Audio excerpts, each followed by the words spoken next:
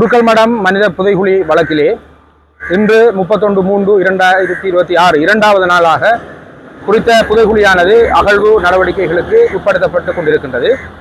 இந்த சந்தர்ப்பத்திலே குறித்த இந்த வழக்கினுடைய பிரத்யட்சக முறைப்பாட்டாளரானவர் கௌரவ மன்றிலே நகர்த்தல் பிரேரணை ஒன்றை அணைத்து குறித்த வழக்கை திறந்த நீதிமன்றத்திலே அழைக்குமாறு கௌரவ மன்றை கோரியிருந்தார். அதன் அடிப்படையிலே குறித்த வழக்கானது இன்று திறந்த மன்றிலே அழைக்கப்பட்டிருந்தது. அதன் போது பிரத்யட்ச முறைப்பாட்டாளர் சார்பிலே நாங்கள் கௌரவ மன்றிலே தோன்றி சமர்ப்பணங்களை மேற்கொண்டிருந்தோம். அதன் அடிப்படையிலே குறித்த இந்த குருக்கள் மடம் சந்தேகத்துக்கிடமான மனித புதைகுழி தொடர்பில் 3 வெவ்வேறான பிரதேசங்கள் அடையாளம் காணப்பட்டிருந்த சந்தர்ப்பத்திலே அதில் 2 பிரதேசங்கள் மாத்திரம் கிரவுண்ட் பெனட்ரேட்டிங் ரேடார் சேவையை மேற்கொள்ளப்பட்டிருந்தது. அதாவது நிலத்தை ஊடுருவி மேற்கொள்ளப்படுகின்ற ஒரு ரேடார் பரிசோதனை ஒன்று 2 இடங்களுக்கு மாத்திரம் மேற்கொள்ளப்பட்டிருந்த நிலையிலே ஒரு பிரதேசம் மாத்திரம் குறித்த ஜிபிஆர் சோதனைகளுக்கு உட்படுத்தப்பட்டிருக்கவில்லை. அந்த அடிப்படையிலே இன்று பிரத்யட்ச முறைப்பாட்டாளரானவர் கௌரவ மன்றை நகர்த்தல் பிரேரணை வாயிலாக அணுகி குறித்த ஜிபிஆர் பரிசோதனை மேற்கொள்ளப்பட்டிருக்காத 2015ஆம் ஆண்டு குறித்த ஜிபிஆர் சோதனையானது மேற்கொள்ளப்பட்டிருந்தது.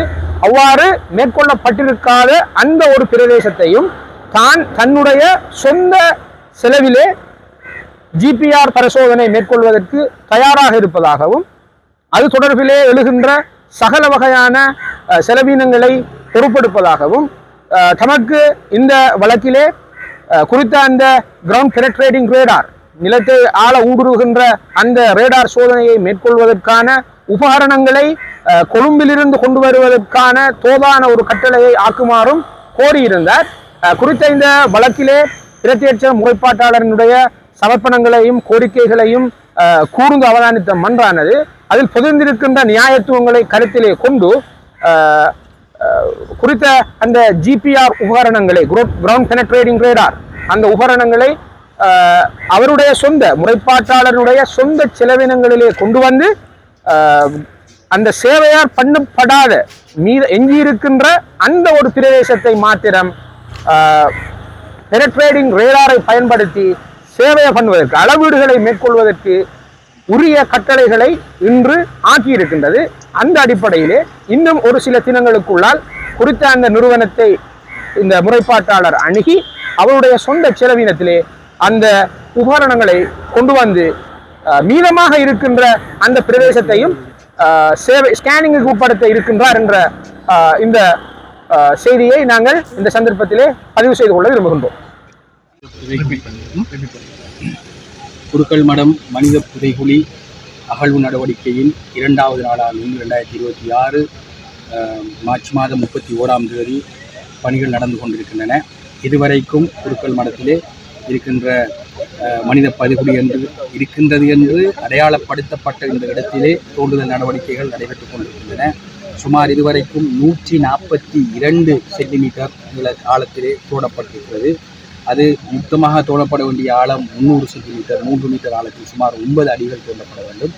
ஆனால் இதுவரைக்கும் 142 சென்டிமீட்டர் தோண்டப்பட்டிருக்கின்றன. என்று தோண்டப்படுகின்ற போது இடையிலே கடலுக்கு அண்மித்த பிரதேசம் என்பதனால் தண்ணீர் ஊறிக்கொண்டிருக்கிறது. அதனை என்ன செய்வது என்பது சம்பந்தமான ஏற்பாடுகளும் நடந்து கொண்டிருக்கின்றன. இதுவரைக்கும் தோண்டப்பட்டவற்றில் எந்த விதமான அடையாளங்களும் இருப்பதாக தெரியவில்லை. ஆனால் மீண்டும் இந்த தோண்டுதல் நடவடிக்கைகள் செய்யப்பட்டிருக்கின்றன. அதே போன்று இது அடையாளப்படுத்தப்பட்டு இந்த ஒரு சந்தேகிக்கப்படுகின்ற ஒரு இடம், ஒரு முதலாவது இடத்தினை தான் இப்பொழுது தோண்டல் நடவடிக்கை நடைபெற்றுக் கொண்டிருக்கிறது. இதை போன்று இன்னும் 1-2 இடங்கள் இருக்கலாம் என்று சந்தேகிக்கப்படுகின்றது. அதனைத் தொடர்ந்து அந்த இடங்களையும் நாங்கள் தோண்டுவதற்கான முன் நடவடிக்கையாக அந்த இடத்தினை ஸ்கேன் செய்வதற்கான அனுமதியினை இன்று கௌரவ நீதவான் நீதிமன்றத்தில் இன்று கொண்டு கொண்டிருக்கு. அதுக்கான அனுமதி எங்களுக்கு கிடைத்திருக்கிறது இன்னும் ஒரு இடத்தினை தோண்டுவதற்கு. அதே போன்று இது சம்பந்தமான வேறு இடங்கள் இருந்தாலும் குறிப்பிட்ட அந்த ஸ்கேன் மெஷினை கொண்டு வந்து அதனை முதலிலே ஸ்கேன் பண்ணி அந்த இடத்துக்கு கீழே ஏதாவது பிரச்சனைகள் இருக்கிறதா, ஏதாவது தடங்கல்கள் இருக்கிறதா, மாற்றங்கள் இருக்கிறதா என்பதனை அவதானித்து அதன் பிறகு அதற்கான கட்டளைகள் ஆக்கப்படும். ஆகவே இந்த நடவடிக்கை, இந்த தோண்டல் நடவடிக்கை என்பது ஒரு தொடர்ச்சியான நடவடிக்கை. இலங்கையிலே இதுவரைக்கும் தோண்டப்பட்டிருக்கின்ற மனித புதைகுழிகள் எதர்ச்சையாக திடீரென்று ஒரு சம்பவம் நடைபெற்ற போது எலும்புகள் வெளியே வந்ததன் பிறகு அடையாளப்படுத்தப்பட்டு தோண்டப்பட்டதாக இருந்து வருகிறது. ஆனால் இதுதான் முதல் முறை. இந்த குருக்கள் மடம்தான் இடம் எது என்று அடையாளப்படுத்தப்படாத நிலையில் தோண்டப்படுகின்ற ஒரு இடம் என்பதனை நாங்கள் எல்லோருமே கவனத்தில் கொள்ள வேண்டும்.